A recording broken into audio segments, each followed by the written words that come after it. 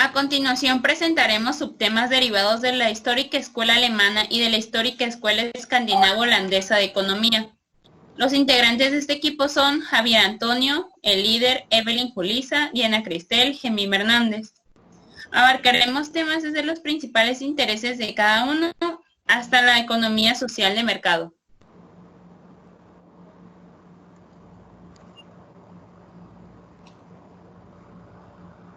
Bueno, ahora vamos a hablar acerca de la escuela alemana e iniciaremos con los principios acerca de este pensamiento que ellos tenían.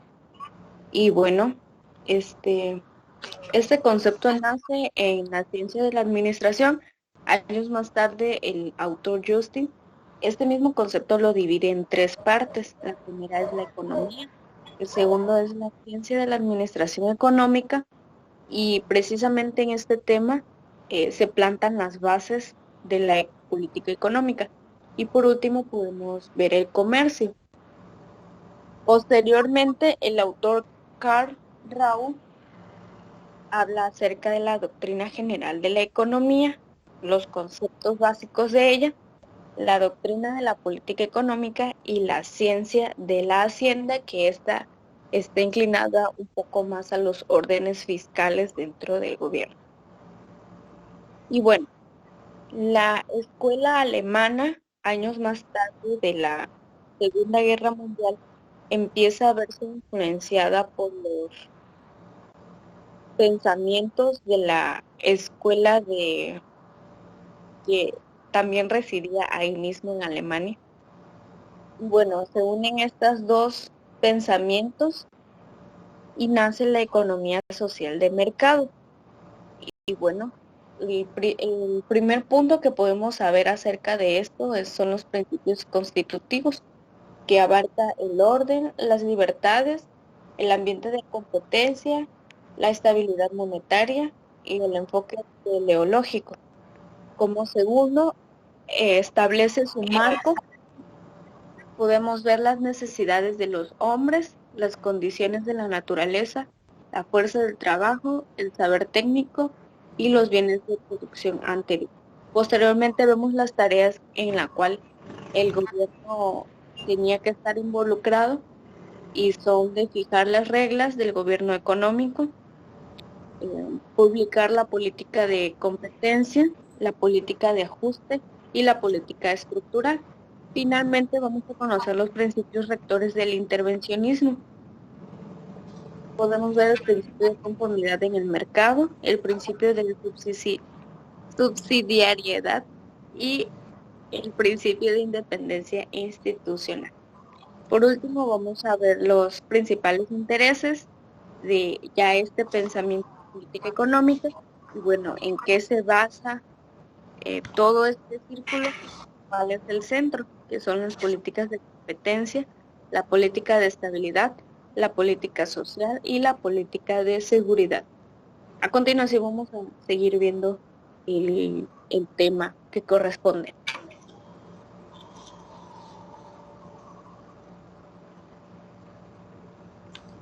La escuela escandinava holandesa. Esta escuela surge en los años 50, impulsada por Jan Tinbergen y Ragnar Frisch, considerados como fundadores de la econometría y los primeros galardonados con el Nobel de Economía. Ellos se encargaron de introducir la econometría a la planificación de la política económica, utilizando técnicas cuantitativas para definir la política en términos objetivos, centrándose en definir una política óptima, tomada como aquella que garantice una asignación eficiente de los recursos por parte de los sujetos públicos. La intervención político-económico se basa en la eliminación o disminución de los fallos de mercado, tanto microeconómicos como macroeconómicos. Para lograr esto, la principal herramienta utilizada es el modelo de decisión, que permite estudiar los efectos de diferentes políticas económicas en un determinado país y en un determinado momento. De acuerdo al planteamiento de Frisch, existen 4 fases para la elaboración de la política económica. La primera fase es el método del espectador, en la cual Se intenta observar, extrapolar y acertar la probable evolución de los hechos económicos. La siguiente es la aproximación ad hoc a los instrumentos, en la cual se aíslan los elementos del sistema económico para los que se pretende influir, los parámetros de acción. La tercera fase es la aproximación factible a los instrumentos, en la cual se intenta realizar y especificar los instrumentos realizables. En la última fase, la aproximación a la optimización, se elabora una función de bienestar social para tomar decisiones dentro de las limitaciones o en el intervalo de confianza establecidos por los economistas. Por su parte, Tinbergen distingue tres tipos de políticas. Estas son la cuantitativa, la cual desarrolla los modelos vinculados con objetivos a corto y mediano plazo. La cualitativa, que se refiere a los objetivos cuya consecución requiere la adopción de políticas de carácter estructural, tales como la creación de un monopolio público o la reforma del sistema financiero. La de reforma se refiere a la transformación de la propia sociedad afectando a los elementos básicos de la organización pública. Pueden ser programas de nacionalizaciones o privatizaciones. Este autor igualmente considera en sus modelos 4 tipos de variables. La primera, las variables objetivo, que son las determinadas endógenamente. Las segundas, las variables instrumento, que son de carácter exógeno. La tercera, las restricciones, que son el conjunto de datos no sujetos al control del decisor. Y por último, un conjunto de variables endógenas no relevantes.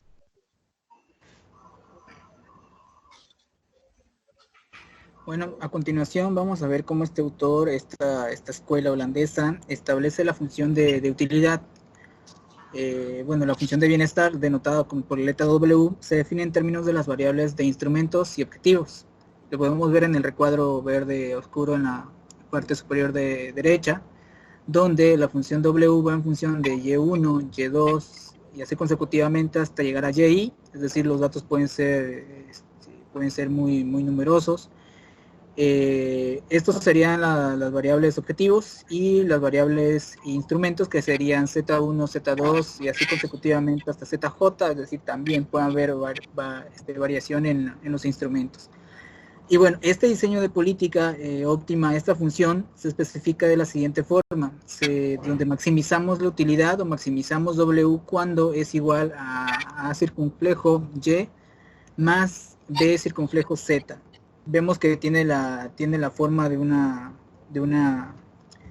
función lineal, entonces por ahí podemos ver que este camino nos lleva al modelo de regresión lineal. Este máximo queda sujeto a la condición AY menos beta C menos CU es igual a 0, donde la literatura matemática nos dice que las letras mayúsculas son matrices. Por tanto, estas letras, estas literales, son coeficientes de órdenes correspondientes a Y, Z y U. Serían los vectores columna de objetivos, instrumentos y datos. Y todo esto tiene un límite que sería igual a 0, es decir, no van a poder pasar del origen, siempre tienden a ser positivos. La siguiente diapositiva, por favor. Bueno, este enfoque se basa en los siguientes supuestos. La función de bienestar social recoge el estado de las preferencias de la colectividad, las cuales son reveladas a través de mecanismos diversos. Esto pueden ser votaciones, pueden ser que vayas a recoger encuestas y acorde a esto vayas a poner tus variables.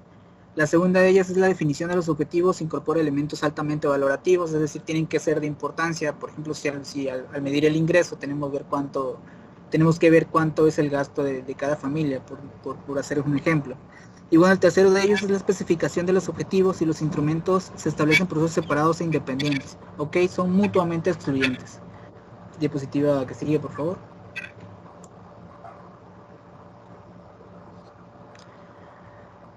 Y bueno, nos dice el autor que se trata de ir desarrollando programas de aproximaciones sucesivas a la vertiente cuantitativa de la política económica, siendo conscientes de los siguientes problemas. Esto se traduce en que tenemos una línea y buscamos aproximarnos a esa línea.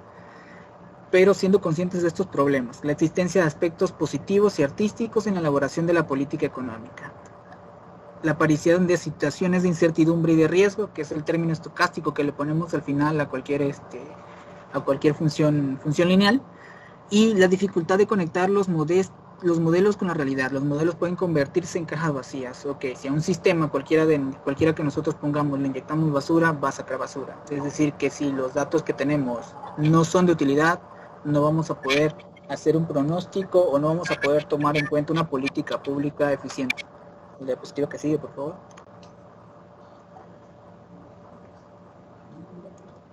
Finalmente tenemos estos 4 puntos, estos 4 aspectos que vamos a estudiar.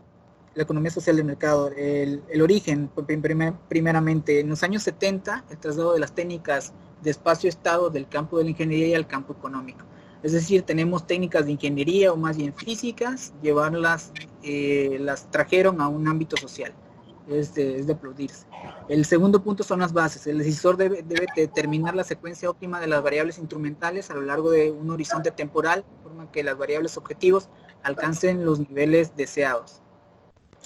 La tercera, en características se vuelve el tema un poquito más pesado. Bueno, cuando vemos en este cuadro, el autor considera conocimientos avanzados de econometría para cualquier lector, entonces eso hace que sea difícil digerir esa información que nos quiso dar a entender. El sistema es dinámico, quiere decir que le podemos inyectar cualquier cantidad de información siempre y cuando nosotros tengamos los coeficientes determinados, vamos a ver cómo se comporta. Representación del sistema en forma espacio-estado. Estamos llevando variables que posiblemente estén a lo largo de nuestra vida, en la vida económica, que se dan en la realidad, lo estamos llevando a un campo de estudio de 2 dimensiones.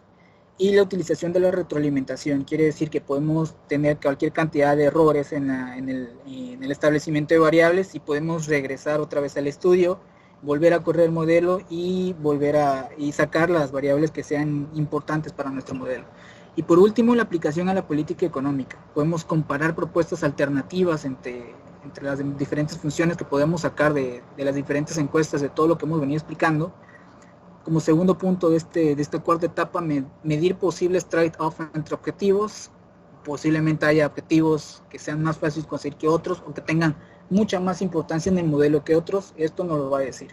Resolver conflictos cuando hay varios organismos decisores de política económica. Ok, esto se refiere a las instituciones. Por ejemplo, no sé, posiblemente para instaurar un presupuesto de gasto público podemos tener el sector salud y el sector el que apoya a las empresas en crecimiento, ¿no? Podemos ver cuál de las 2 variables afecta más a la población o cuál de las 2 variables nos ayuda a conseguir el objetivo.